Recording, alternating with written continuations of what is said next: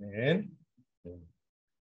자, 오늘 마태복음 16장 후반부를 좀 살펴보러 가는데 제가 이 본문을 준비하면서 생각해 보니까 이 본문이 너무 마태복음 안에서 정말 중요할 뿐만 아니라 여러분 우리 신앙생활에 있어서 정말 정말 너무나 중요한 본문이에요. 이거는 그냥 지나갈 수가 없겠더라고요. 그래서 이 같은 본문을 두 번에 걸쳐서 좀 나누고자 하는데 오늘 나누고 또 다음 주에는 또 우리가 갈라디아서 복음에 대해서 더 깊이 바울의 목소리를 통하여 듣고 또 그 다음에 또 다시 본문을 두 번째로 또 살피면서 후반부를 또 깊이 생각해 보려고 합니다.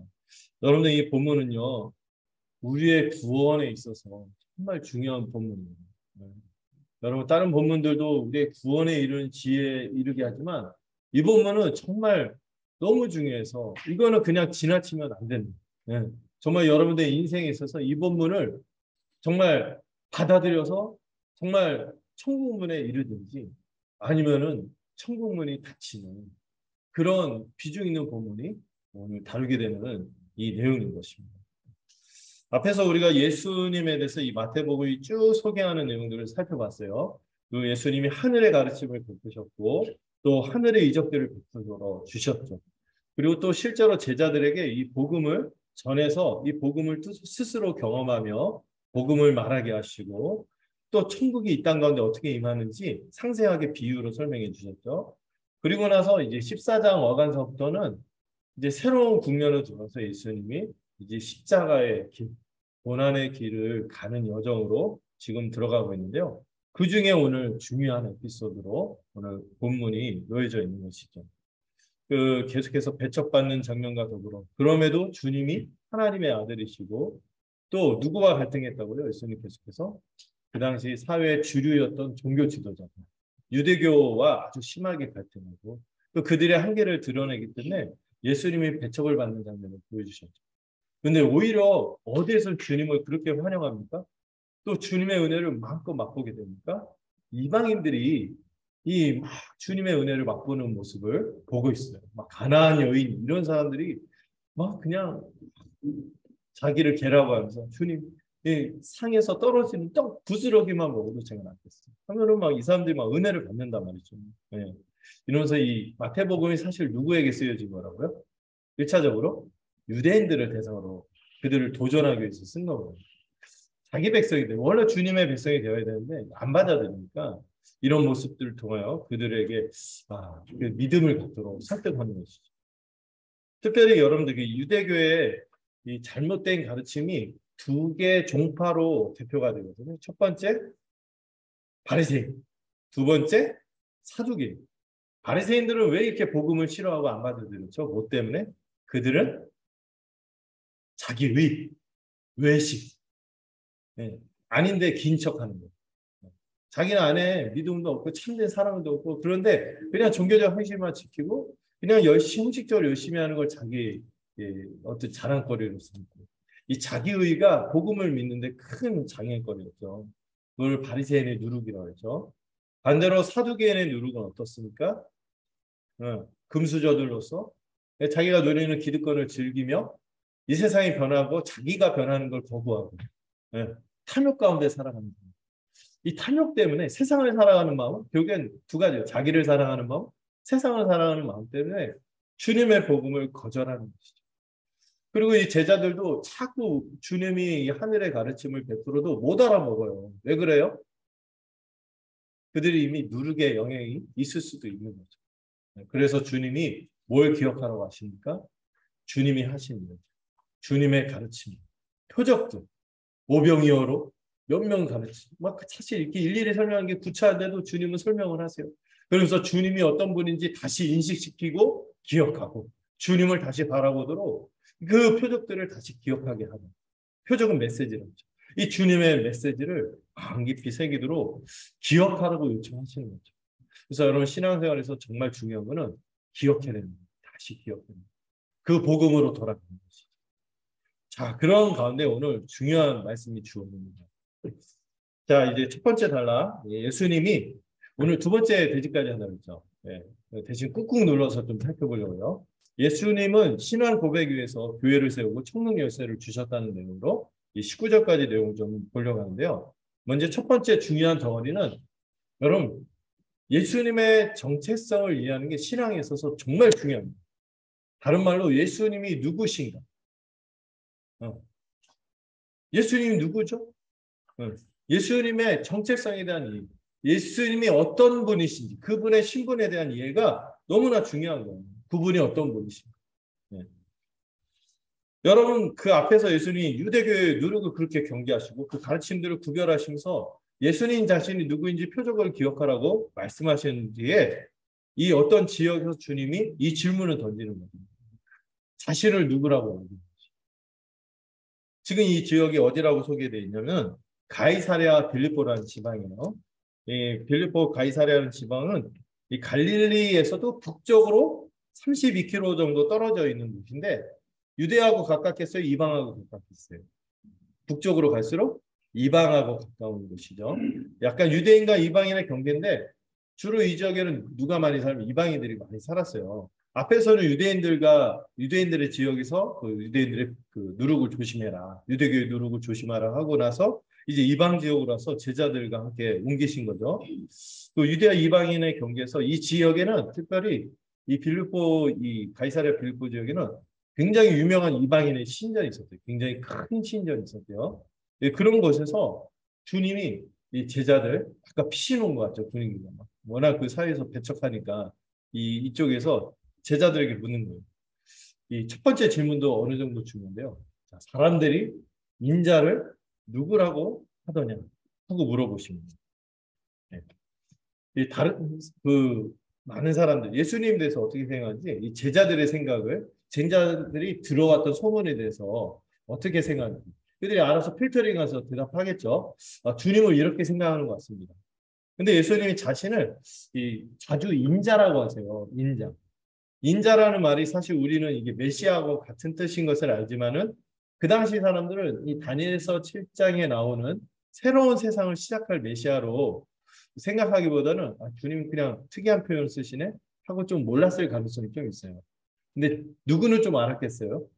제자들을 예수 인자라고 할 때 자신을 그렇게 얘기하시는구나 하는 거 어느 정도 알아들었을 거예요. 자, 이런 표현을 묘하게 쓰시면서 제자와 믿지 않는 자를 구분하면서 자, 일단 제자 말고 다른 사람들이 어떻게 생각하는지 물어본 거예요. 그러니까 이런 대답이 나옵니다. 예수님을 세례 요한이라 하더이다. 세례 요한. 세례 요한은 지금 어떤 상태예요? 죽었어요. 그러니까 약간 사람들이 세례 요한이 선지자로 다 인정했잖아요. 세례 요한이 죽고 나서도 예수님이 활동하는 걸 보면서 세례 요한의 제자나 계승자 이렇게 생각했거나 아니면은 헤롯처럼 헤롯이 예수님만 활동하니까 어떻게 했죠? 내가 죽인 세례 요한이 부활했구나 하면서 막 두려워했잖아요. 그런 오해들이 좀 있었던 것 같아요. 그리고 또 예수님 뭐라고 얘기하죠? 사람들이 엘리야래요. 엘리야는 와 대단한 선지자 이렇게 이해할 수도 있지만 엘리야가 나타나면은 누가 나타난다고 사람들이 공시처럼 이해했다고 했죠? 그 뒤에 메시아. 그러니까 예수님이 메시아는 아니고 그 엘리야일 것 같다. 메시아를 왜냐하면 예수님이 활동하는 게 그들이 기대했던 메시아가 보여주는 왕국의 모습과는 좀 달랐죠. 아픈 사람 고쳐주고 착하게 살라고 하고 같이 사랑하면서 살라고 하고 그 막 놀라운 기적을 일으키지만 막 적들을 무찌르고 이 세상을 막 힘있게 폼나게 이게 막 장악하는 그런 왕국을 보여주지 않으니까 메시아는 아니고 엘리야 정도 아닐까 이렇게 생각했던 것 같아요. 근데 사실 세례요한하고 엘리야는 같은 사람이에요, 다른 사람이에요. 사실 예수님이 그 세례요한이 엘리야라고 나중에 교정해 주십니다. 바로 17장에서 그 설명을 해주세요. 그런데 또 특이한 거는 예수를 또 누구라고 생각하죠? 예레미야라는 또 사람을 언급합니다. 원래 선지자 하면은 여러분 누구 떠올라야 돼요? 선지자는 엘리야하고 또 이건 엘리야는 말로 한 선지자고 글로 쓴 선지자 중에서 굉장히 선지서 중에서 제일 분량이 많은 게 어떤 거죠? 좀 아십니까? 이시인데 이사야가 보통 선지자 하면은 글로 쓴 선지자 중에서는 이사야를 떠올려야 돼요. 근데 예수님을 그런 이사야 선지자가 아니라 가장 대표적인 그 리튼 프로페시라고 하는데 글로 쓴 선지자 중에 가장 많은 분량을 쓰고 이런 이사야가 아니라 누구를 떠올렸어요? 예레미야를 떠올렸어요. 이게 좀 그 분위기가 어떤지 좀 생각할 수 있죠. 여러분 예레미야의 별명이 뭐죠? 무슨 선지자? 눈물의 선지자. 아. 또 예레미야가 활동할 때 예레미야의 메시지가 그 당시 시대에서 환영을 받았어요. 배척을 받았어요. 배척을 받았거든요. 아. 그런 분위기하고 비슷해서인지 예수님이 그 유대사의 주류에서 또 자기 백성들인데 하나님은 예수님을 그 메시아로 인정하지 않고 배척하고 그 메시아일 뿐만 아니라 선지자도 아니고 거의 뭐 출교하고 막 이런 분위기였잖아요. 막 이런 분위기니까 예수님을 좀 괜찮은 분이라고 생각하는 사람들은 뭐라고 하는 거예요? 아, 메시아는 아니지만 좀 예레미야 같은 그런 그 고상한 그 고고하게 길을 가는 고난의 길을 가는 선지자 이렇게 생각했던 것 같아요. 그렇게 예수님이 좀 미움받는 게 좀 반영이 되는 것 같아요. 예레미야라고 하는 게 보니까. 어쨌든 이 모두가 배척받은 선지자는 면에서 예수님에게 받은 사람들의 인상은 비슷했습니다. 게다가 지금 유대교와의 갈등을 피해서 이 이방인 지역에 있는 상황이기 때문에 제자들도 이런 사람들의 이름을 언급했던 것 같아요. 그러나 이 모두 주님이 원하시는 정답은 없었던 것이죠. 네. 이제 중요한 질문이 나옵니다. 예수님이 이번에 제자들을 주목하시며 자, 사람들은 그렇게 생각하는데 너희는 주님에게 삶을 의탁한 제자들이죠. 그 의탁하고 주님과 함께 동행하는 이 제자들에게 너희는 나를 누구라고 하느냐 이렇게 질문하셨습니다. 여러분 이 질문이요 너무 비중 있는 질문이고요 단순한 질문이지만 여러분 평생 되뇌어야 할 질문인 것입니다. 나는 예수님을 누구라고 여기는가? 나는 예수를 누구라고 여기는가? 너무 중요한 질문. 여러분 이 누가복음에서는요 예수님 이 부분에서 이 질문하기 전에 밤새 기도했다고 합니다.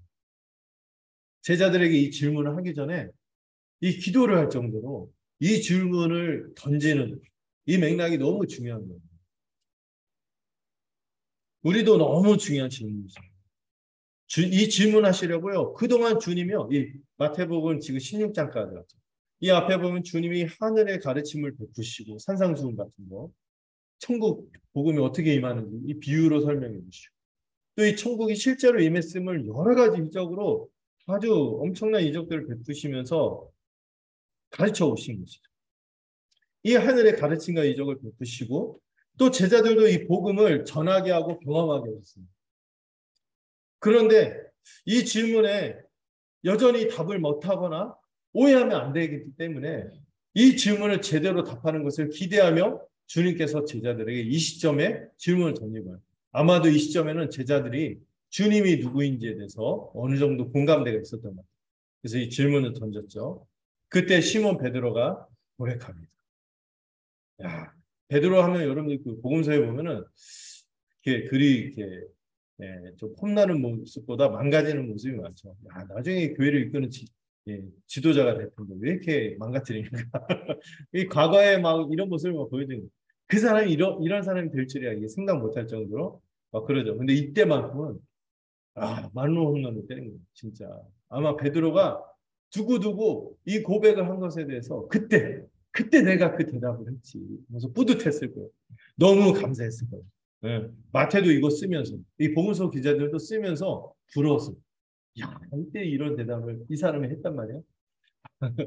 그만큼 너무 중요한 질문인데 이게 뭡니까? 네, 화면을 한번 같이 볼까요? 너무 중요해서 제가 인식 뚜렷하게 좀 보게 하려고 띄었어요. 주는 그리스도시요 살아계신 하나님의 아들이시. 여러분 이게 너무 짧지만 사실 마가복음은 더 짧게 나오죠. 주님은 그리스도시입니다. 사실 이 주는 로드는 아니고 내 눈앞에 있는 당신은 그리스도입니다. 이렇게 분명하게 고백해요. 여러분 이 마태복음에서요. 어떤 사람이 예수님을 향해서 그리스도이십니다. 이렇게 고백한 적이 없어요. 앞에 용례를 보니까 어떤 사람이 예수님한테 그리스도라고 명확하게 고백한 게 이게 처음이에요. 그 전에 그냥 다윗의 자손 막 이렇게 약간 그 연상하는 표현들은 있어도 예수님은 그리스도이십니다. 그분이 그리스도일까? 아닐까? 긴가민가? 메시아인가? 뭐 술렁대는 분위기는 있어도 이렇게 정확하게 예수님을 앞에 놓고 그리스도이십니다 이렇게 고백하는 건 처음이란 말이죠. 네. 이 베드로는요 명확하게 제자들을 대표해서 자기 눈앞에 계신 분이 메시아, 그들이 기다려왔고 소망이 왔던 이 구약의 모든 약속들, 이 축복들을 완전히 가져오실 그 메시아이자 참된 왕이자 그리스도 기름 부음 받은 자라고 고백한 것이, 네. 다시 우리에게 그 영광스러운 이 천국 하나님 나라를 가져다 주실 분으로 고백한 것이죠. 여러분, 이 메시아 그리스도가 어떤 뜻인지 아시죠? 기름 부음을 받았다. 기름 부음을 받은 사람이 누가 있죠? 구약에서 먼저 선지자. 선지자가 기름 부음을 받고 그들이 뭘 하죠? 진리를 전하죠. 예수는 참으로 하늘의 진리를 우리에게 전하신 분입니다. 또 제사장이 기름 부음을 받죠. 제사장이 하는 것은 뭡니까? 무사람들을 대신하여 그 죄를 사해 주는, 이 중보자 역할을 하고 죄를 사해 주시는 역할을 하는 것이 제사장인데, 주님은 그런 분으로 오셨어요. 죄를 사하시면서 이 죄를 사하는 것을 놀라운 권능으로 입증해 주셨습니다. 여러분, 죄 사하는 게 제일 힘든 거 아시죠? 뭐 기적은 잠깐 일으킬 수 있어도 죄를 사한다는 것은 하나님만이 할 수 있는 것인데, 이 죄를 사하시는 분으로 오신 거예요. 또 주님은 무엇보다도 여러분, 기름 부음 받았다 할 때 제일 중요한 사람이 누구예요? 왕입니다. 왕이 모든 백성의 대표로서 하나님의 뜻을, 그 하나님의 나라를 펼쳐갈 사람이 왕인데, 예수님이 바로 그런 왕이시라는 거예요. 왕의 역할은 뭐예요? 정말 이 사람들을 하나님 나라로, 모든 백성들을 하나님 나라로 이끌어가는 사람이죠. 그들이 지금 어디에 있어요? 죄와 사망과 사단의 권세 아래서 신음하며 허덕이고 있는 이들을 구출해내서 구원해내시는 그 왕이 바로 예수님입니다. 지금 앞에서 마태가 복음서를 쓰면서 처음에 예수는 그리스도, 예수 그리스도의 조건은 이렇습니다, 이렇게 설명하는, 마태가 이 저자로서 설명하는 말고 사람이 예수님을 보고 고백한 건 이때가 처음입니다. 메시아, 그리스도이십니다. 마가는 이 그리스도란 이 표현만으로도 너무 중요한 맥락이라서 짧게만 소개하죠. 주는 그리스도십니다. 네, 마태복음은 좀 더 자세하게 소개를 하는데, 그리스도라는 고백만 해도 엄청난 거예요. 예수님. 우리에게 진리를, 구원의 진리를 알려주시며, 우리가 구원을 얻도록 완전히 죄를 사해 주시며, 우리를 완전히 구원받고 새로운 세상을, 새 생명을 누리도록 하도록 우리를 구출하시는 왕이십니다. 이런 고백을 한 거예요. 와, 이것만 해도 진짜 박수 받을 만한 고백이죠.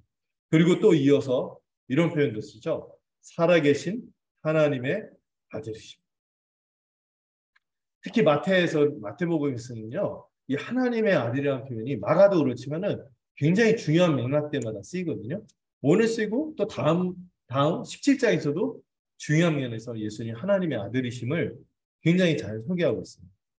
여러분, 아들 하면은 자꾸 성경에서 아들 하니까 제가 뒤에 피나도를 얘기하는 거 있죠. 절대로 이게 성별을 얘기하는 게 아닙니다. 젠더 문제가 아니라, 아들은 1차적으로 그 단어가 뭘 떠올리도록 하는 거라고 했어요? 상속권. 하나님 나라를 상속받을 자격이 있다. 상속권을 가지고 있다. 이게 아들이래요. 예수님이야말로요, 하나님 나라를 상속받을 자격이 있는 유일한 상속권자, 유일한 자격이 있는 분으로서 또 하나님이 자기 백성을 그런 아들처럼 삼아주시는 거거든요. 하나님 나라를 상속받도록.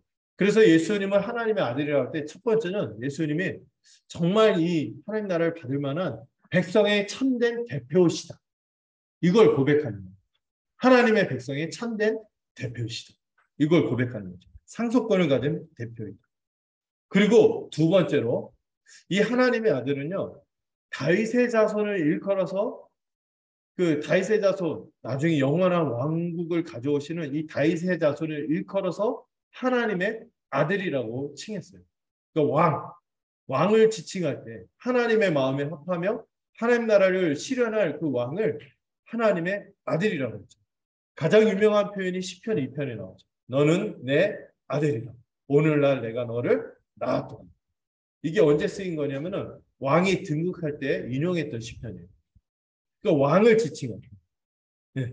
하나님의 백성을 다스릴 왕을 지칭할 때 이 아들이라는 표현을 썼죠. 이런 맥락이 다 있어요. 그러면서도 실제로도 주님은 리얼, 레알 하나님의 아들이에요. Son of God.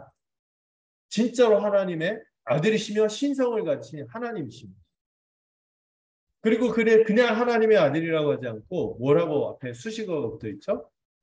살아 계신. 살아 계신.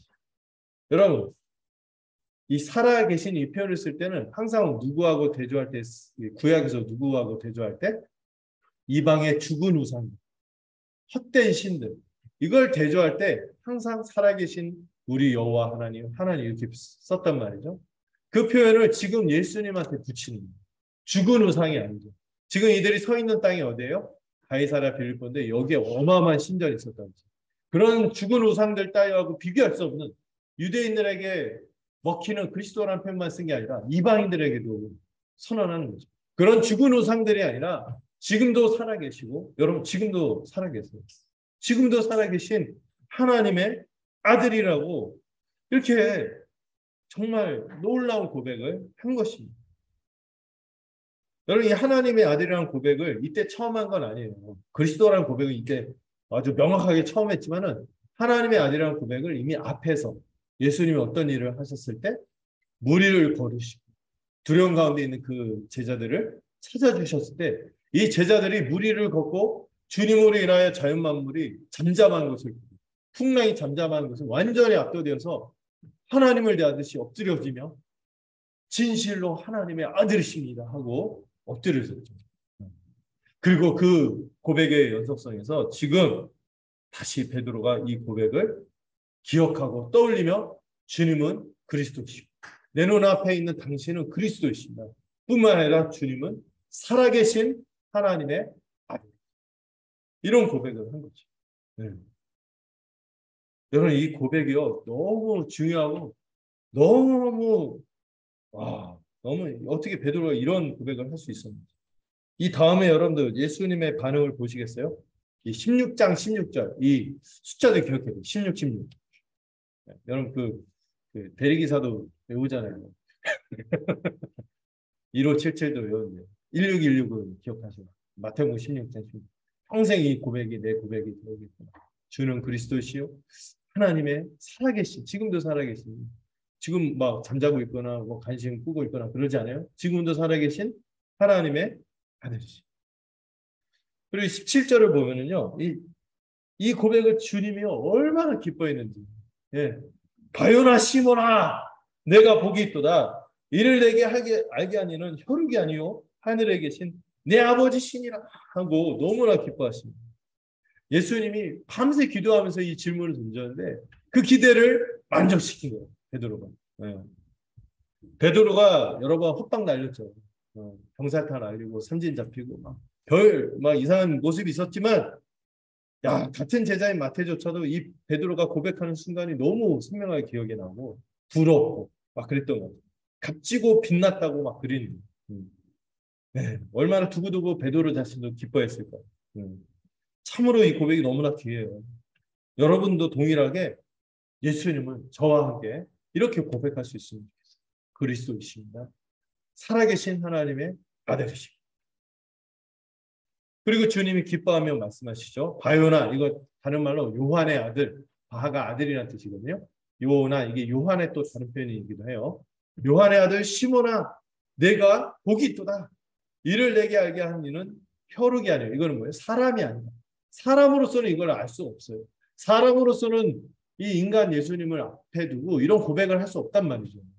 우리도 마찬가지로 글로만 대하는 이 그냥 옛날 위인 같은 이분을 어떻게 그리스도요 살아계신 하나님의 아들을 고백할 수 있겠어요? 사람으로서는 할 수 없는 사람의 능력으로 사람의 의지로 나올 수 있는 고백이 아닌 거죠.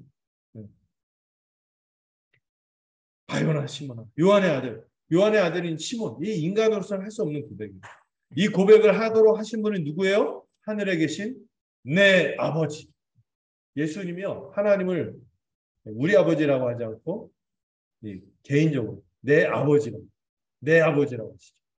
이게 되게 중요한 거예요. 사람인 요한의 아들인 시몬에 불과한 이 베드로의 고백은 어디에서 왔어요? 바로 하늘에 계신 예수님의 아버지이신 이 성부 하나님의 은혜가 임할 때만 할 수 있는 고백이라는 거죠. 여러분, 어떤 분들이 제가 늘 하는 얘기 있잖아요. 믿는 게 쉽고 사는 게 어려운 것 같다, 이런 얘기하는데 아니라고.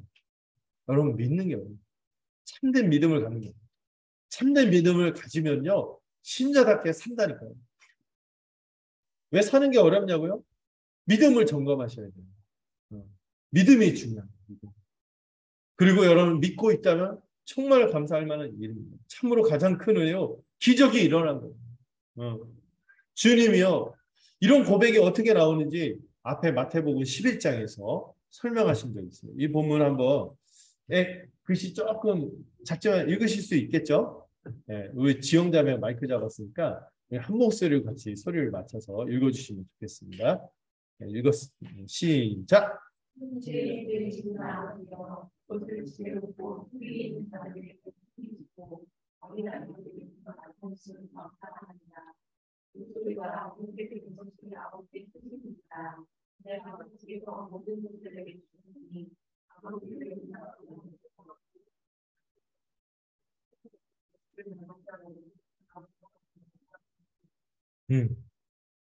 지금 마태복음 11장은 어떤 맥락이었냐면요, 세상 예수님이 그렇게 유대 땅에서 복음을 전했잖아요.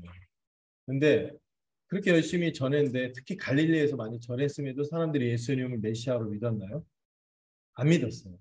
그래서 예수님이 벳세다, 호라시나, 차라리 소돔과 고모라가 너희보다 낫겠다, 막 이런 얘기를 하고, 심지어 예수님이 주 활동지였던 가버나움에서조차도 많이 믿지 않았거든요.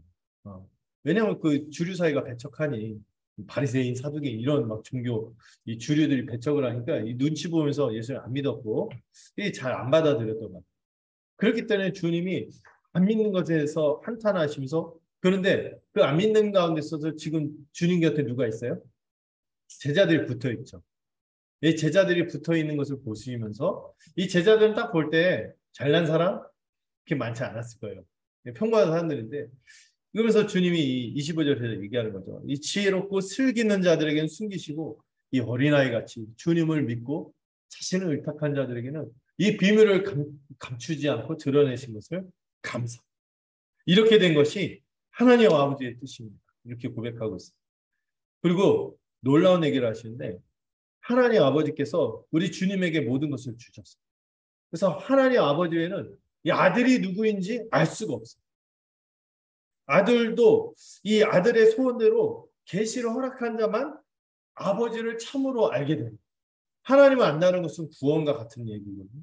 하나님을 알게 되고 구원받게 되는 것을 이 아들의 계시를 받는 자에게만 허락했다는 겁니다. 그런데 그 베드로가 이 하늘의 계시를 받아서 예수님을, 하나님만이 알고 있는 그 예수님의 정체성, 그리스도시요 하나님의 아들이심을 고백하도록 하신 것이죠. 여러분, 믿는 게 어려운 거예요. 여러분, 믿음을 가졌다면 감사할 만한 분이시고, 혹시 내가 좀 믿음이 연약하고 부족하고 좀 없는 것 같다 하면은 구하세요. 하늘의 아버지께서 허락해 주실 거예요. 여러분, 또 이런 말씀이 있죠. 성령으로 아니하고는 누구든지 예수를 주시라고 하셨어요. 예수님은 그리스도요 하나님의 아들이시오, 자기 인생을 의탁할 만한 그런 주님으로 참된 믿음을 가지고 고백할 수 있어야겠는데, 이건 성령의 역사로 되는 것이죠. 여러분, 제가 이 본문을 묵상하면서 정말 간절한 마음이 들었습니다. 우리 모두 예수님에 대해서 이 베드로와 똑같은 동일한 고백을 했으면 좋겠어요. 여러분, 이 고백을 하려면요, 이 아들의 계시를 받아야 됩니다. 이 아들의 계시가 뭐예요? 복음이란 말이에요. 복음을 들으셔요. 복음을 들을 때만 듣는 자에게 믿음이 생깁니다. 이 들음은 어디에서 나요? 복음을 들을 때. 믿음은 들음에서 나고, 들음은 그리스도의 말씀에서 난다 했잖아요. 이 말씀을 들을 때마다, 여러분, 안 들으면 소망이 없어요. 그러나 듣기 시작하면, 귀 있는 자는 들을지어다. 주님이 계속 요청하시죠. 들어야 돼요. 들으면은 성령의 역사로 이 하늘의 선물인 믿음이 우리에게 주어질 것입니다. 혹시 믿음이 없다고 여기시나요? 여러분, 들으세요. 들으시면은 성령께서 역사합니다. 이 하나님의 말씀을 살아 역사하시는 이 막 송곳같이 막 찌르고 양 좌우에 날성건 같아갖고 막 이런 데서 우리를 뒤집어 엎는다니까. 완전히 사람을 개조한다니까. 이걸 믿고 듣고 이 고백을 할 수 있기를 소망합니다. 근데 주님은요, 여기서 멈추지 않고 또 아주 중요한 선언을 이어서 하십니다. 이게 한 구절 한 구절이 너무 중요해서 이 압축적으로 이게 막 압축돼 있어갖고 이거 오늘 달려면 큰일 났다 해갖고 제가 오늘 2대지까지는 하는데 어쨌든 이 세 번째 이 중요한 선언을 하는데 주님이 이 교회가 뭐를 지녔다고요? 천국 열쇠를 지녔다고 선언을 하시는데 먼저 이 말씀을 하시죠. 너는 베드로라 내가 이 반석 위에 내 교회를 세우리니 음부의 권세가 이기지 못할 것이다 하고 선언하십니다. 여러분 앞에서는 시몬이라고 불렀어요. 요한의 아들 사람에 불과했죠. 그런데 이 베드로가 이 신앙 고백을 하늘의 능력을 하고 나서는 그는 이제 베드로입니다. 베드로는 뜻이 뭐예요? 반석, 돌멩이라고 하는데 사실 같은 계열이죠. 이 시몬이 베드로로서 이 고백을 한 거예요. 그리고 이 반석 위에 뭘 세우겠다 했어요? 교회를 세우시겠다 했어요. 네. 지금 그가 지금 한 신앙 고백과 복음을 붙들고 있다면 그는 뭐예요? 반석인 거예요. 베드로인 거예요. 베드로. 네. 반석인 것이죠. 그는 흔들리지 않을 거예요. 여러분들 이 복음과 신앙 고백을 붙잡고 있다면 여러분들 흔들리지 않고 반석과 같을 것입니다. 그 반석과 같은 이들 위에 뭐가 세워지는 거예요? 교회가 세워지는 것이죠. 그러나 여러분 또 자세히 보시면 이 대조 이게 찾으면 이 주님을 베드로라고 하면서 동시에 뒤에는 걸려 넘어지게 하는 사람이다 이런 표현을 쓰거든요. 이게 원문을 보면은 스캔들이에요. 걸림돌, 스캔들 같은 돌인데요. 반석계열의 돌이 될 수도 있고 걸림돌이 될 수도 있어요.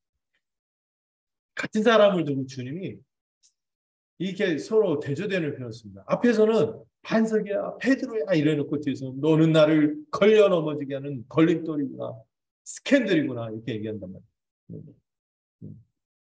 왜냐고요? 이 고백이 헐뿐이고 껍데기만 이 고백이 있고 이 고백이 왜곡되어 있거나 이 고백을 부정하게 되면 그는 더 이상 반석이 아닌 것이죠. 23절에서 말하듯 넘어지게 하는 자 걸림돌이 되고 마는 것이에요. 이 베드로의 고백은요. 베드로 개인이 잘해서 한 고백이 아닌 것을 우리가 살폈죠. 하늘의 은혜로 주어진 고백이잖아요. 이건 개인의 고백이 아니에요. 또 베드로는 지금 개인으로서 고백한 것이 아니라 지금 누구를 대표해서 주님의 삶을 의탁한 이 12명의 제자들, 이 사도들을 대변해서 이 제자들을 대변해서 고백한 것이죠. 이들이 다 이 공감대가 있었어요. 주님이 그리스도시다. 정말 주님은 저 죽어있는 우상과 다른 살아계신 하나님의 아들이고 하나님의 약속을 이룰 뿐이다. 이걸 같이 고백한 거죠. 하나님의 아들을 정말로 함께 알고 믿는 것에 하나 된 이 공동체, 이 사람들의 고백이자 함께 교회된 사람들의 고백이 이 고백인 거죠. 그리고 주님은 이 신앙 고백을 하는 공동체를 통해서 뭘 세우시겠다고 했어요? 자, 이 본문이 너무 중요한데 어떤 교회? 내 교회라고 하십니다. 안 끄는 게 좋겠네요. 너는 베드로라 내가 이 반석 위에 이 반석은 베드로 개인이 아니었어요. 이 신앙 고백을 하는 이 사람들, 이 신앙 고백을 하는 이 공동체 위에 교회를 세우십니다. 이 교회는 구약에서 말하는 하나님의 백성을 뜻하는 용어라고 했어요. 에클레시아거든요. 교회가 에클레시아. 에크칼레오 바깥으로 불러내다. 하나님이 따로 구별해낸 사람들. 하나님이 따로 구별해낸 하나님의 백성으로 삼은 사람들을 에클레시아라고 한단 말이죠. 하나님의 백성인데 이 하나님의 백성을 주님이 담대하게 내 교회다 이렇게 하는 거예요. 주님이 은근짝 자신이 하나님의 백성을 자기 소유로 삼으신 하나님이십니다. 이렇게 고백한 거나 마찬가지죠. 내 교회라고 했어요. 주님의 교회. 이제 구약의 이스라엘 백성이 이제는 지금 팔레스타인에서 깡패짓하는 그 이스라엘 사람들은 더 이상 하나님의 백성이 아니에요. 이제 누구를 통하여? 예수를 통하여. 예수가 하나님의 아들이심을 믿고 그가 그리스도이심을 믿는 사람을 통하여 새로운 하나님의 백성이 생겨나는 것입니다. 이걸 선언하는 거예요. 내 교회를 세울 것이다. 주님이 담대하게 내 교회라고 했어요. 원문상에서도 자신의 소유임을 강조하는 이 1인칭 소유격이 강조되어 있습니다. 내 교회. 여러분 신앙생활하면서 우리 신앙생활 한 축이 복음이지만 또 한 축이 뭐예요? 주님이 교회를 세우시려고 했다는 것을 늘 기억해요. 내 교회. 너무나 중요한 맥락에서 이 표현을 쓴 거죠. 여러분 이 교회는요. 하나님의 모든 구원 역사의 목표이자 절정입니다. 주님은 이 교회를 세우시려고 자신을 내어주신 거예요. 이제 실패한 구약 이스라엘 백성들은 율법이 있지만 이 성문법으로 율법이 있어도 지켰어요? 안 지켰어요? 안 지키고 맨날 우상 숭배하고 반역했죠. 그들은 실패하고 말았어요. 그러나 주님의 백성은 이 새로운 하나님의 백성은 실패하지 않을 거예요. 왜? 주님을 믿기 때문에. 주님이 주님의 교회로 삼으시고 내 교회라고 한다는 것은 주님의 교회를 세우시고 지키시고 자기 것으로 삼으시고 다스리신다는 선언입니다. 주님이 참된 우리의 메시아시죠. 왕이시기 때문에 주님은 우리를 다스릴 거예요. 이 주님이 지금 개국 선언을 하신 거예요. 하나님의 나라를 이게 세워집니다. 교회를. 주님이 친히 왕이자 머리가 되셔서 이 교회를 다스리며 이 교회를 세우는 이 일을 위해 주님이 지금까지 하늘의 가르침을 베푸시고 이적을 베푸시고 이제 앞으로는 고난과 죽음까지 당하실 것입니다. 그래서 주님이 이 사도들이 이 교회에 대해서 뭐라고 설명해요? 주님이 피로 값주고 사신 교회. 하나님의 피로 사신 교회. 하나님이 피를 흘려서 하나님의 피로 얻어낸 교회가 교회라는 거예요. 이 교회가 너무 중요합니다. 그리고 이 교회는 이 주님의 교회. 예수님이 내 교회라고 선언한 교회는 뭐가 이기지 못한다고요? 음부의 권세. 음부는 죽음을 뜻하죠. 하데스. 이 죽음의 권세가 원래는 죽음의 문들, 하데스의 문들, 이게 죽음의 권세. 이 문이 권세를 상대했거든요. 죽음의 권세가 결코 이 교회를 범하지 못할 것이다. 이렇게 선언하십니다. 여러분, 이 교회 참된 예수님에 대한 참된 믿음을 고백하는 주님이 왕이십니다. 주님이 그리스도이십니다. 주이실 뿐, 나의 구주이실 뿐만 아니라 나의 인생을 바칠 만한 주님이십니다. 이렇게 고백하며 들어온 자는 결코 뭐가 뺏지 못한다고요? 죽음의 권세가 그를 뺏지 못할 것입니다. 그는 영생을 누릴 뿐만 아니라 저는 믿어요. 이 땅에서도 이 사망의 냄새, 죽음의 냄새가 아니라 그의 인생이 새 생명의 향기로 아주 넘치게 될 것입니다. 죽음의 권세가 그를 해하지 못할 거예요. 여러분 죽음의 현상이 뭡니까? 생명의 근원이신 하나님을 모르는 것이죠. 하나님 그분이 생명이신데 그분을 모르고 사는 게 죽음 가운데 사는 거예요. 하나님을 알게 되는 것이죠. 하나님을 모르니 또 어떤 일이 일어납니까? 이 우리 가운데 피어나는 이 사망의 냄새가 뭡니까? 온갖 이 사망의 병리 현상들, 병 걸리고 고통당하고 여러 인생의 부조리들이 있죠. 우리를 실망시키고 넘어지게 하는 것들이 있죠. 이것도 있지만은 저는 가장 큰 것 중에 하나가 뭐냐면 우리가 서로 미워하고 갈등하고 이렇게 살아가는 모습이 사망의 냄새예요. 그런 사망의 냄새에서 우리가 벗어난 자들이 교회가 되었다는 거죠. 자기만을 숭배하다가 이 자기만을 숭배하는 것의 끝은 뭐예요? 하나님의 형벌인 죽음만이 있는 것이죠. 이 자기만을 숭배하는 삶에서 계속 자기의 자원을 추구하다가 결국에는 죽을 때는 뭐 하나 움켜쥐지 못하고 가난한 자로 죽게 되는 거죠. 다 그 금수저 물고 죽나요? 다 빈손으로 다시 가난한 자로 흙이 되어서 비참하게 죽음을 맞는 것이 우리 인생 아니겠어요? 근데 이제 우리가 교회가 되었다는 것은 뭐예요?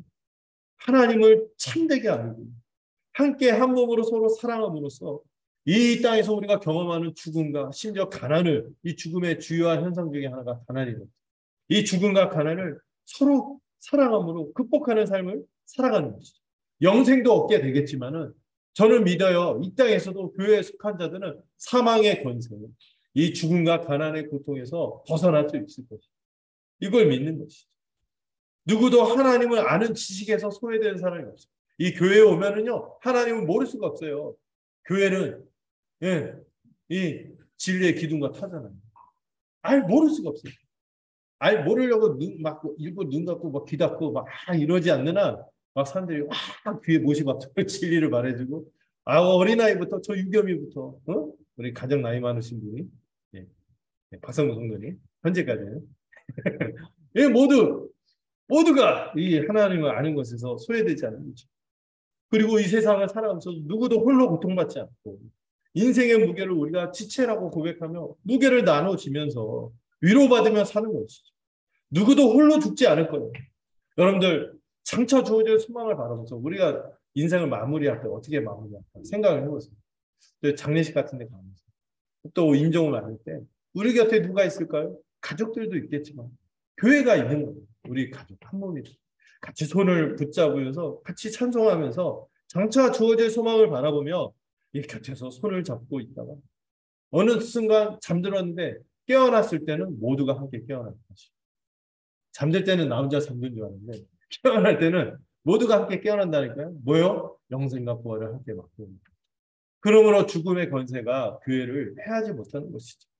우리는 이런 교회를 이 주님에 대한 복된 신앙과 더불어 이 교회를 받았다는 것을 믿고 살아가는 공동체인 것입니다. 또한 이 교회에게 놀라운 약속이 주어지는데 뭘 주신다고요? 천국 열쇠를 주셨다. 여기서 이 천국 열쇠를 내게 주셨다 이러니까 어떤 분 특히 이 천주교 이 성당 거기서 이 베드로 개인에게 주셨고 이 천국 열쇠는 이 베드로를 계승하는 교황이다 이렇게 이상하게 봐요. 우린 반대하죠. 왜냐하면 18장을 보면은요 베드로에게만 천국 열쇠를 준 게 아니라 18절을 보세요. 17절부터 교회에 대해서 얘기하거든요. 교회가 관할하고 치료하고 권징하는 맥락에서 교회의 말에 권위를 두면서 너희에게 이르노니 너희가 여기서는 단수가 아니라 복수죠. 너희가 이 땅에서 매면 이건 뭘 얘기하는 천국 열쇠. 천국 열쇠 사용하는 것에 대해서 얘기하거든요. 이 사용을 누가 합니까? 베드로 개인이 아니라 너희가 땅에서 매면 하늘에서도 매일 것이요 무엇이든지 땅에서 풀면 하늘에서도 풀릴 것이다 이렇게 얘기하고 있습니다. 그리고 이런 얘기까지 하죠. 너희 중에 두 사람이 땅에서 합심하여 무엇이든지 구하라. 교회로서 함께 간구하면 하늘에 계신 내 아버지께서 그들을 위하여 이루게 하실 것이며 그 교회가 함께 구하고 추구하는 것을 이루도록 하실 것이며 또 두세 사람이 주님의 이름으로 모인 것. 이거 뭘 말하는 거예요? 두세 사람이 주님의 이름으로 어디에? 이 교회에는 주님이 함께 하시겠다는 이 약속을 주신 거예요. 이거 베드로 개인이 아니에요. 교회에게 주신 천국 열쇠라고 우리가 볼 수 있죠.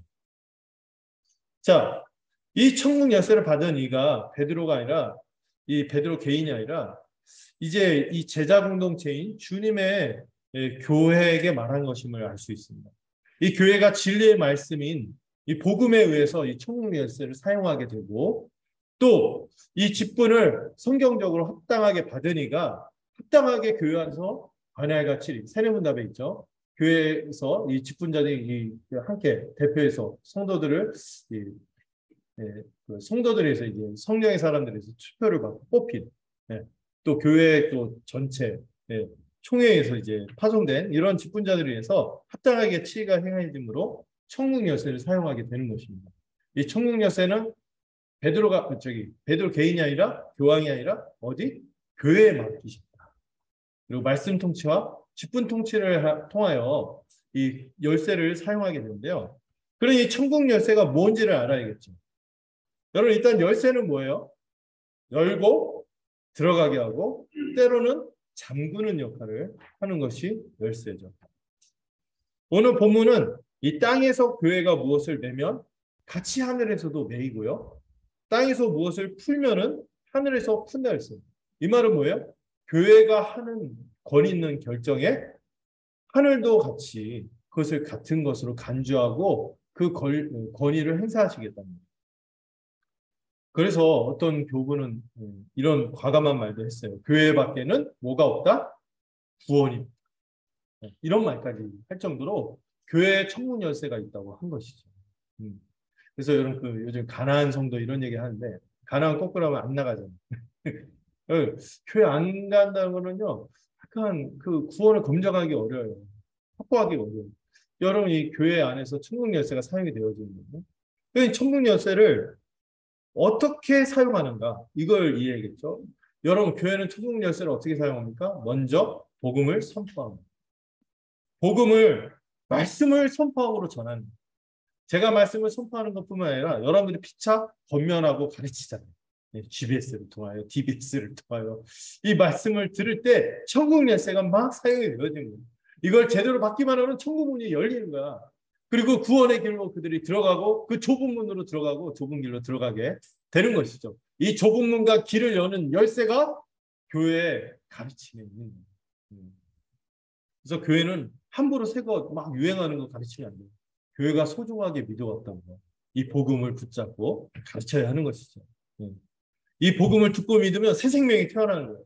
이것만이 천국으로 들어가는 유일한 문인 것입니다. 또 교회는 이 천국 열쇠를 어떻게 사용합니까? 이 태어난 새 생명이, 복음에서 태어난 새 생명이 참으로 살아있는지 가짜인지를 분별하고 교회의 일원으로 받아들일지 안 받아들일지 결정하는 세례를, 성례의 시작인 세례를 베품으로 교회를, 천국 열쇠를 사용하는 거예요. 여러분, 세례는 교회로서의 시작이거든요. 그래서 세례를 함부로 베풀면 안 되는 거예요. 천국 열쇠를 사용하는 것이죠. 이 사람이 정말 복음을 믿고 천국 백성으로 살 마음이 있는지, 예수님을 주로 모시고 천국 백성으로 살아갈 마음이 있는지를 확인하고 교회 일원으로 받아들이는 세례를 베푸는 것이죠. 그리고 그 안에서 은혜를 받으며 살아가도록 오늘 성찬을 바르게 행사하는 거 하이델베르그 요리문답에서 고백했죠. 이걸 점검하면서 이 눈에 보이는 복음으로 성찬을 행하는 거죠.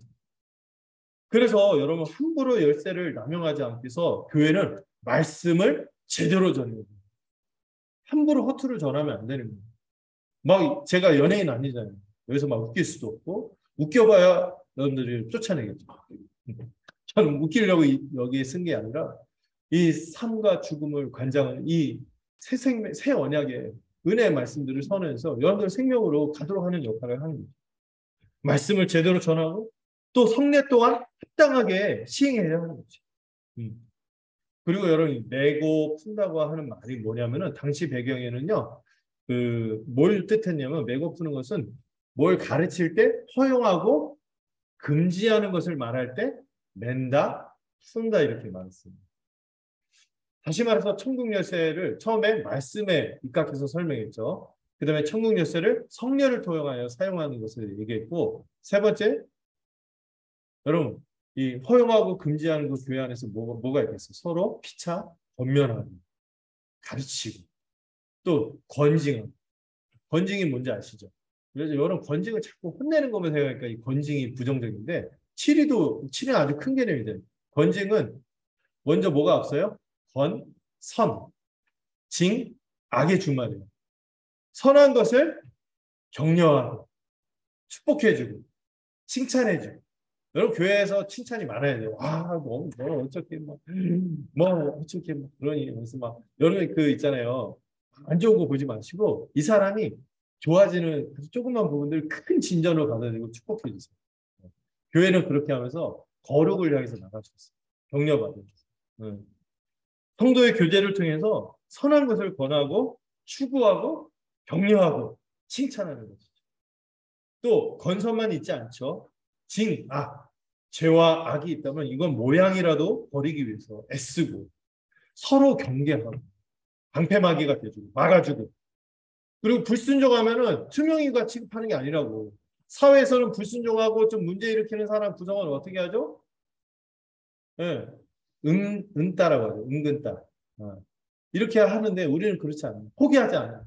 이 불순종한 사람을 포기하는 것이 아니라 공적인 징계를 통해서, 그 전에 막 우리가 찾아가서 막 눈물로 호소하고, 때로는 정말 신뢰관계가 있으면 막 호되게 꾸짖기도 하고, 가족이니까 꾸짖기도 하고, 이 또 그래도 안 되면은 이 공적인 징계의 권위를 두고 이 두려움을 가져다 준 공적인 징계를 통해서 경계하고 정신 차리게 하고 죄에서 돌이키도록 애쓰는 것이죠. 그럼에도 불구하고 그가 끝까지 진리를 저버리면은 교회의 거룩함이 훼손되면 안 되기 때문에 출교를 하는 것이죠. 출교를 하는 것은 천국문이 닫힌다는 것을 보여주는 거예요. 천국문이 닫혔다는 걸 보여주는 거예요. 그러면 이 사람이 정말 회개하면 돌아오면 되거든요. 출교와도 이 사람이 회개하면 돼요. 물론 회개를 검증하고 검증하고 이런 과정이 필요하겠지만 회개하면 돼요. 그런 다시 들어올 수 있는 거예요. 그가 끝까지 회개하지 않으면 이 사람 처음부터 아니었던 것이죠. 여러분, 교회는 주님이 머리 되신 곳입니다. 우리의 뜻을 드러내고 관찰하는 것이 아니라 주님은 그리스도라고 고백하고 살아계신 하나님의 아들이라고 고백하기 때문에 이 교회는 주님이 천국 열쇠를 맡기고 또 그곳에 함께 하시며 그분의 통치를 드러내는 것이죠. 우리는 주님이 왕심을 믿고 함께 구원을 이루어가기 위해서 함께 순종하는 것이 바로 교회인 것이죠. 여러분, 교회에 주님이 이 주신 천국 열쇠의 권세를 의미 있고 또 깊이 또 무겁게 받아들이셔야 합니다. 교회는 사교단체가 아닌 거죠. 천국 열쇠를 위탁받은 왕의 대사관. 교회는 왕의 대사관. 함부로 우리가 행해서는 안 되는 거죠. 하나님 앞에서 신실한 마음으로 지체들을 격려하며 사랑하며 살아가죠.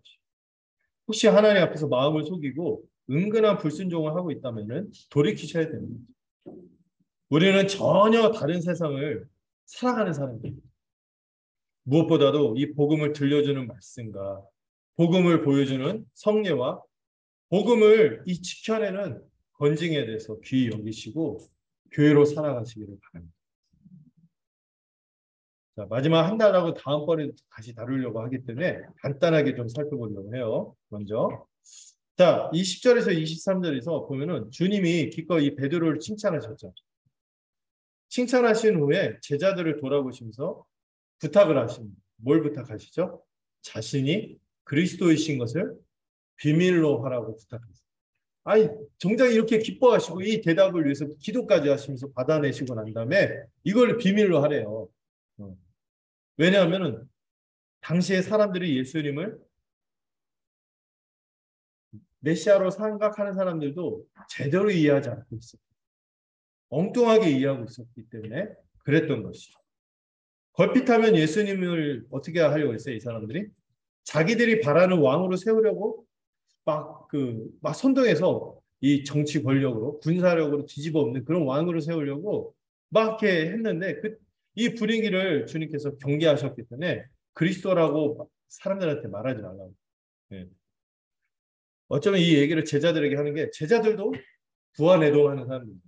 같이 막 들떠가고 야 으쌰 예수 막 칼과 몽치 막 들고 뒤에 보면 그런 모습도 나오죠.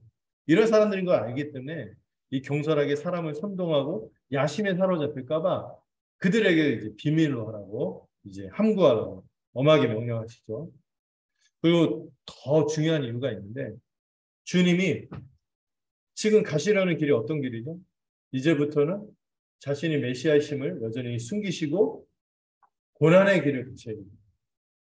하나님의 뜻을 따라 고난을 당하는 종인 메시아로서 이 죽음의 길을 계속해서 가시기 위해서 끝까지 신실하게 순종하기 위해 자신이 메시아임을 밝히면 어떻게 되겠어요? 쉽게 영광을 얻고 쉽게 왕이 되는 길로 가겠지만 그 길을 피하기 위해서 순종하기 위해 숨기신 것입니다. 앞으로 당하실 십자가의 길로 곱게 가시기 위해 방해받지 않으시려는 것이죠.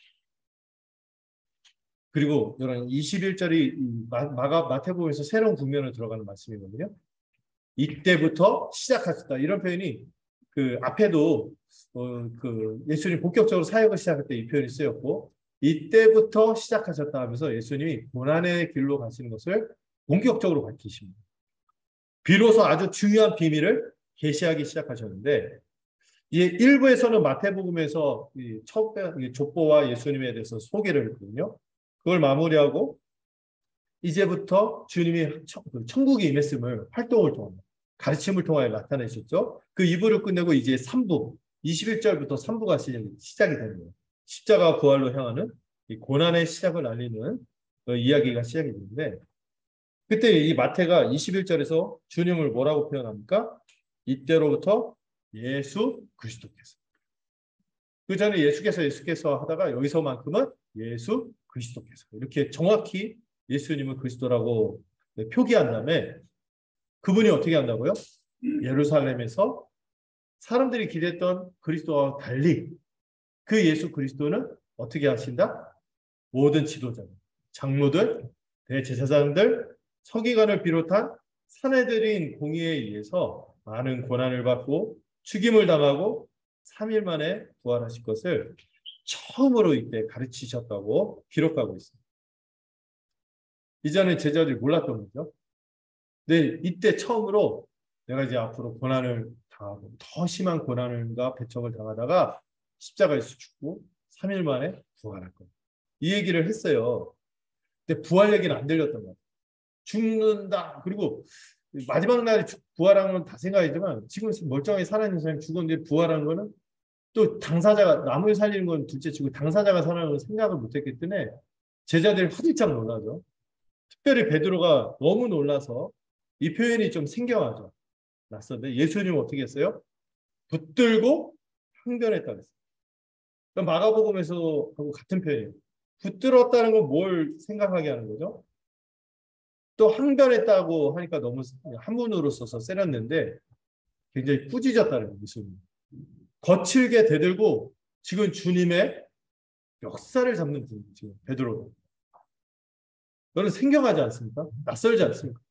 그렇게 예수님한테 하나님의 아들이라면서 엎드리고 납작 엎드렸던 베드로가 그렇게 주님을 사랑하고 주님의 일에 앞장서고 그렇게 막 너는 어디 가면은 어떤 분이 그 목사님 가면은 어떤 장로님 막 거선발로 나와서 막 이런 분들이 있어요.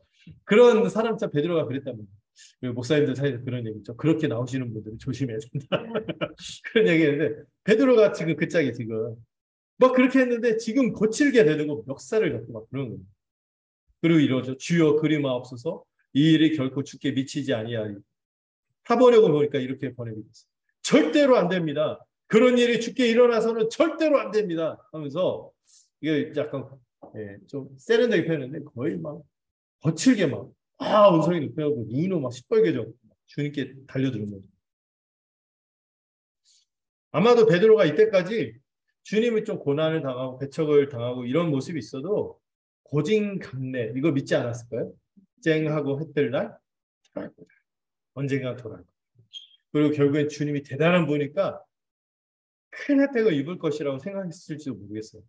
주님이 어떤 분이세요? 자연 만물을 다스리시죠. 웬만한 병 고치시죠. 그것도 원격으로 리모트 컨트롤 원격 치료하시죠. 그리고 귀신도 막 제압하고 오병이어 칠병이어 생각해서 전쟁 치료인데 막 식량이 떨어져 떡 한 개, 돌 몇 개 갖고 와. 떡 막 바꾸고 이런 거 막 주고 그럼 막 살리시면 돼. 막 다쳐? 한 살 맞아? 딱 살리는 거예요. 이거 막 생각했을 거예요. 그리고 주님이 그 영광스러운 나라를 딱 이루시면은 이 귀신마저도 제압하고 굉장한 겁니다. 그분이 주님이 이루실 나라를 얼마나 영광스럽고 대단하겠습니까? 그러면은 베드로는 이인자 컴플렉스가 있는 거죠. 나는 총리다. 이런 생각했을지도 몰라요. 여기 이인자 콤플렉스가 무섭더라고요. 자기가 항상 그 가장 행복해 하는 사람이다. 이렇게 생각하면은요 이상해져. 그 약간 좀 그러면은 다른 사람들이 이상하게 대하죠. 어쨌든 이런 생각을 갖고 있었던 것 같아요. 이게 베드로가 왜 이렇게 화냈냐면은 그게 무산됐기 때문에 속상했을 수 있어요. 그런데요, 이 베드로의 분노는 그런 것보다는 좀 더 급격해요. 너무 이 컨트롤이 안 돼요. 이 감정을 컨트롤 못하고 주체 못하고 주님께 거의 달려들어가고 안 됩니다 하면서 뭐 이런단 말이죠. 왜 그러죠? 주님이 좋은 분이고 대단한 분을 알겠지만 저는 여기까지입니다 하고 이제 쿨병 쿨한 척하면서 이제 딱 가면 되는 거예요. 그런데 그러지 못하고 있는 거예요.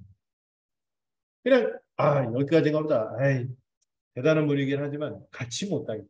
이렇게 가면 되는데 베드로가 이렇게 소리치면서 주님께 막 매달리면서 막 멱살 잡고 이렇게 하는 거는 그가 여전히 제자이긴 하고 자기가 제자인 것을 부정하지 못하는구나를 알 수 있는 대목이에요. 베드로의 분노가 왜 이렇게 통제가 불가능할 정도로 급격했냐면은 우리는 지금 스승과 제자의 관계가 잠시 맺다가 나중에 꽃이나 보내주고 감사하고 꽃이라도 보내주고 감사하고 아예 생각도 안 하고 살잖아요. 근데 당시 스승과 제자는 그렇지 않았다는 거예요. 그 당시 스승과 제자는 한 배를 타는 운명이었어요. 같은 길을 가는 운명 공동체였어요. 그리고 제자는 복붙이야. 복붙이 뭔지 알죠? 컨트롤 C, 컨트롤 V. 복사해서 붙이는 그렇게 살아가는 게 제자란 말이죠. 스승이 영광의 길을 가면은 영광의 길을 가지만 오욕의 길을 가면은 함께 오욕의 길을 가야 하는 것이 제자였기 때문입니다. 우리도 유교 문화에서도 군사부 일체라고 하죠. 임금과 스승과 아버지는 하나. 그러면서 막 이렇게 밀착된 근데 그거보다 더 밀착된 관계가 스승과 제자의 관계였죠. 거기다 예수님을 단지 스승이 아니라 주님이라고 고백합니다. 그리스도라고 고백했다면은 그렇게 고백하는 백성으로서 하나님의 백성으로서 주님의 백성으로서 제자는 더욱 그래야 하는 것이죠. 베드로는 지금 주님이 십자가의 길을 걸어간다고 얘기하는 게 누구 얘기로 듣는 거예요? 자기 얘기로 듣는 거예요. 다른 사람 얘기가 아닌 거였어요. 자기도 그렇게 죽어야 된다는 얘기로 들린 거죠. 바로 알아듣는 거죠. 여러분 이 말씀을 읽을 때 묵상할 때 우리가 또 한 번 더 살펴보겠지만 이거 희석하면 안 됩니다. 물 타면 안 돼요. 약화시켜서 받아들이면 안 돼요. 우리도 어쩌면 베드로가 받았던 또 함께 있었던 제자들이 받았던 이 충격과 부담을 고스란히 정직하게 떠안아야 하는 것이죠. 여러분 우리가 왜 이렇게 복음 할 때 이 복음에 여러 측면이 있거든요. 근데 우리 좋은 것만 소비자처럼 받아들이지 말고 우리가 제자라면은 이 말씀을 정면적으로 정직하게 받아야 됩니다. 왜 주님에게만 십자가를 미루고 우리에게 주어진 몫이 있거든요. 이걸 피하려고 합니다. 마지막으로 주님은 베드로에게 말씀하시죠. 사탄아 내 뒤로 물러가라. 너는 나를 넘어지게 하는 자다. 내가 하나님의 일을 생각하는 것이 아니라 도리어 사람의 일을 생각합니다. 하고 얘기하고 있어요. 여러분 베드로가 주님이 십자가의 길을 가는 것을 막는 것은 정확히 광야에서 마귀가 시험했던 그 내용이었어요. 나에게 절만한다면 너 쉽게 이 세상의 영광을 취하게 해줄게. 왕이 되게 해줄게. 영광의 길을 가. 십자가의 길을 가지.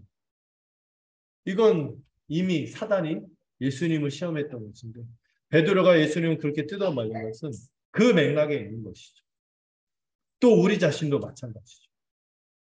십자가의 길을 가지 않는 것은요. 결국 자기 영광을 추구하는 길을 가는 거예요. 자기를 숭배하는 길을 가는 것이고 그것은 결국 사단에게 경배하는 삶인 거죠. 결국에 여러분 사단을 숭배하는 건 누구를 숭배할 때? 자기를 숭배하는 것이 결국엔 사단을 숭배하게 됩니다. 그런 영광의 길을 가는 것이죠. 이것은 하나님의 일이 아니라 죄된 본성을 따르는 사람의 일을 생각한다는 것을 기억해야 합니다. 여러분 대놓고 사람을 대놓고 막 이렇게 얘기하기 쉽지 않죠. 근데 예수님은 그런 것을 서슴지 않았습니다. 물론 그 뒤에 배우의 역사는 영에게 경고한 거죠. 우리도 이런 꾸짖음을 들어야 돼요. 여러분 우리의 믿음, 우리의 신앙 고백이 홀뿐이라면은 이런 꾸지람을 때론 들을 수 있어요.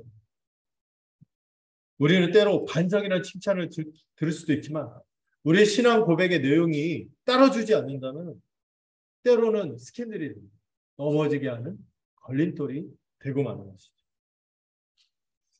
이 신앙 고백이 참되기 위해서 우리가 믿는 주님이 참으로 십자가를 지고 가시는 분이시며 우리의 믿음이 참되다는 것이 드러날 때는 그분의 발자취를 따를 때만 입증된다는 사실을 부정하지 말아야 합니다.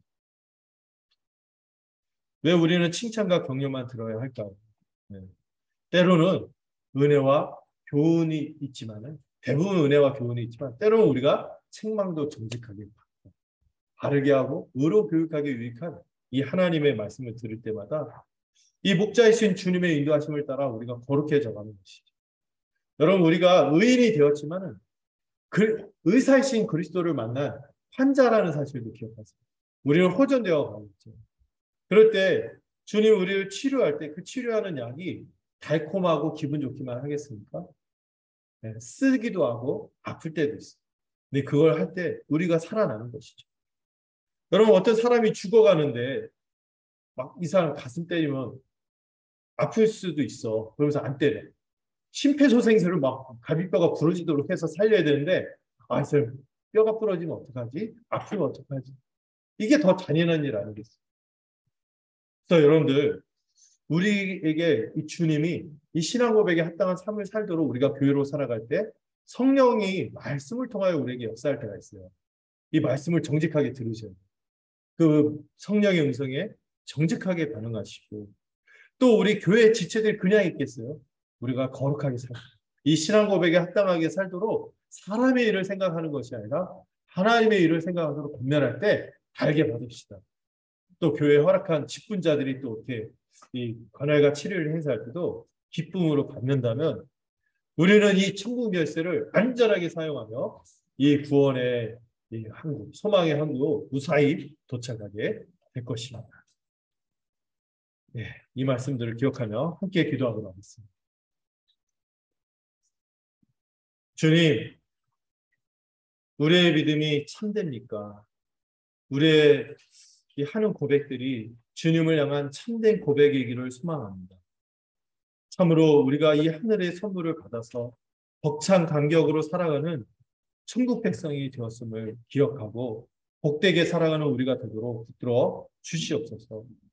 이 십자가의 은혜와 더불어 주님을 위하여 대가를 지불해야 할 때 이것을 기쁘게 받아들이는 우리가 되도록 지켜 주시옵소서. 교회가 지닌 이 천국 열쇠를 제대로 맛보며 살아가도록 말씀을 귀히 여기고 성례를 합당하게 행하며 권징을 받을 때 잘 받을 수 있는 우리가 되도록 붙들어 주시옵소서. 우리가 누구에게도 걸림돌이 되지 않고 우리가 함께 반석으로서 이 귀한 신앙 고백을 가지고 무릇 교회적인 신앙으로 설 수 있는 우리가 되도록 붙들어 주시옵소서. 예수님의 이름으로 기도를 드렸습니다. 아멘. 이렇게 함께 찬양 600장 함께 찬양하도록 하겠습니다.